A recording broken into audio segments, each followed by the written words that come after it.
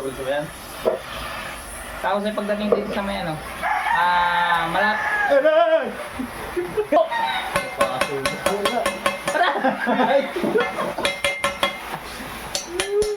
Yung mura.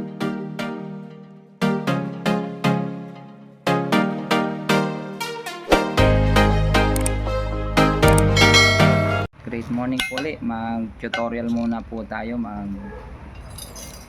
kung paano maghinang ng brass tanso. Gagawa po ako ngayon ng puno na ilalagay po dun sa order ko na sculpture fish harvest po. Ngayon ay gagawa po muna ako ng puno para patungan niya. Sige, start na po tayo.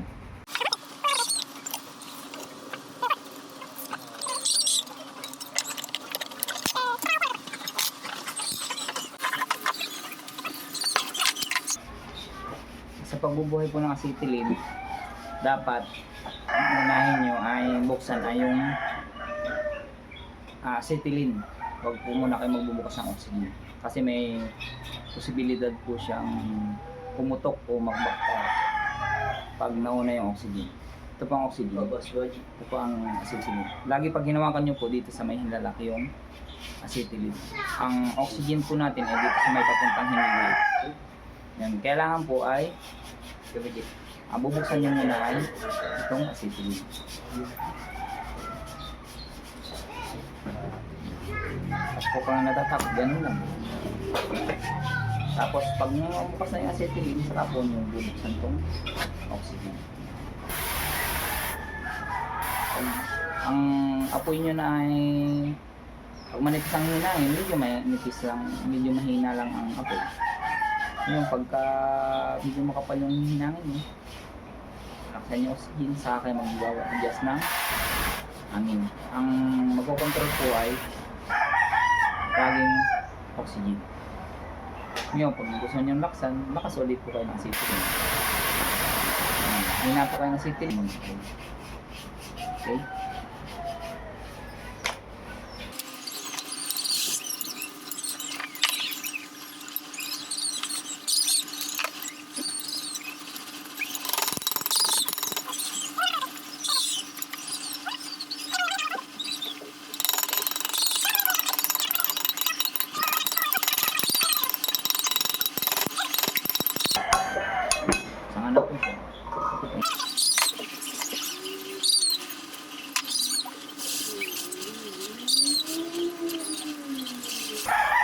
Kailangan po pala pag maghinang kayo, nasawsaw natin sa borak.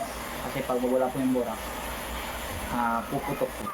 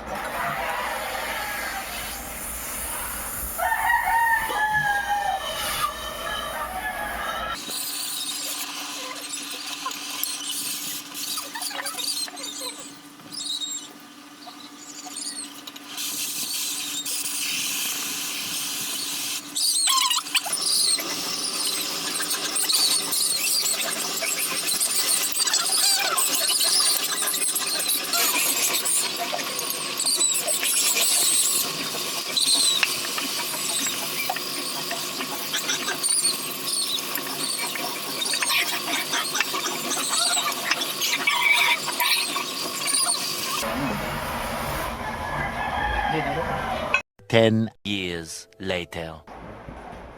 Ano po yung ginawa namin puno? Di ba? May kampo naman po sa inyo.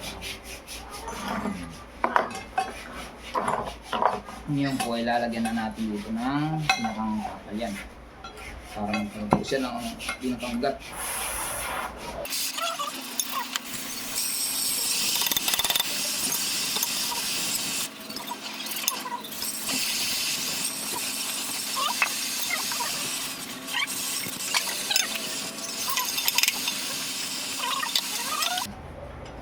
meron na po tayong ano, puno ng kahoy.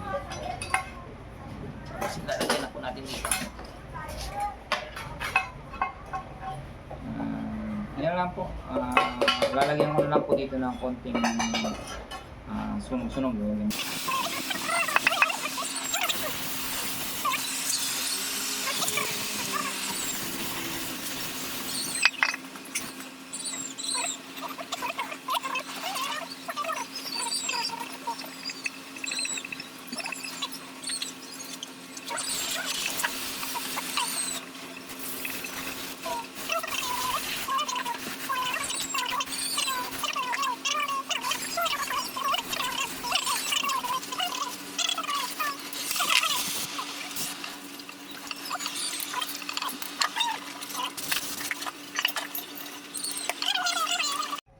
Ito na po ang kinalabasan ng fish harvest.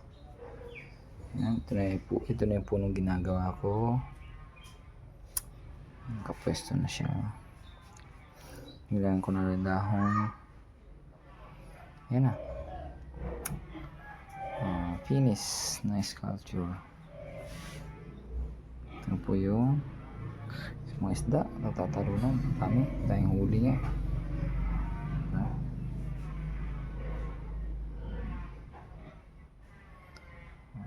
Thank you.